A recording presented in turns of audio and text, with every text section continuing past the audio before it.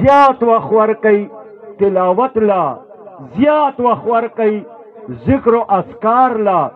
زه په دې لاره چې راتېرېدم حقیقت دا دی ما وې که په هر بازار کې جلسه ده دا ټول خلک دې بازار کې راګرځي او هسې ګرځي. دې وجې نه دا یو لمحه ستاسو لپاره قیمتي ده. د دې مصیبت نه نم سینیټایزر خلاصولی شي، د دې مصیبت نه نم دا ماسک خلاصولی شي، د دې مصیبت نه نم ویکسین خلاصولی شي، د دې مصیبت او امتحان نه به م خلاصوي د دې ځمکې او د اسمانونو مالک چا چې دا وایرس پیدا کړی او چا چې دا وایرس په دې ټوله دنیا کې خور کړی دی او انسان ته دا خبره بیا ور په ګوته کړه چې زما د فیصلو مخې ته ستا ټکنالوژي هیڅ نه دی، ستا عقل هیڅ نه دی، ستا تدبیر هیڅ نه دی. نو زما محترم ورونو څوک به موږ او تاسو د دې وبا نه خلاص کړي؟ د دې کائناتو مالک.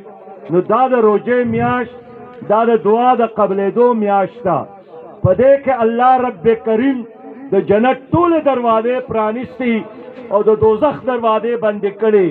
ستاسو به دو څیزونه سفارش کوي، الصیام والقرآن یشفعان لعبد یوم القیامه. روژه به سفارش کوي او قرآن به سفارش کوي د بنده دپاره ورځ په قیامت کې. نو دا میاشت روژه در باندې راغلی هم ده او دا د قرآن میاشت ده، په دې وجه دې ته سرداري میلاو شوې ده. نو دوه درخواست مې دي. یو درخواست دا دی چې په دې روژه کې دا روژه داسې ونیسئ چې د پیغمبر علیه السلام د خیرو مستحق نشئ. پاک پیغمبر فرمایلي و د هغه سړي پوزه دی په خاورو کې ککړه شي چې میاشت روژې پرې راشي او ځان په الله باندې ونه بخي، مور او پلار ژوندي راضي دې پاتې نشي، زما نوم څوک والي او درود په ما ونه لیږي، نو ځان په الله وبخئ. او دویم درخواست مې دا دی چې عزم او اراده وکئ چې زمونږ په دې وطن کې نظام د قرآن راشي. پاکستان هم شته، مسلمانان هم شته، خو نظام د اسلام نشته، په عدالتونو کې نشته، په سیاست کې نشته، تعلیمي ادارو کې نشته، په کاروبار او په بینکونو کې نشته. دغه نظام ستاسو نه تعاون غواړي او د الله اعلان دا دی من انصاري الی الله. زما د دې نظام مددګار څوک دي؟ زما د دې نظام غوښتونکي او د هغې لپاره جهاد کوونکي څوک دي؟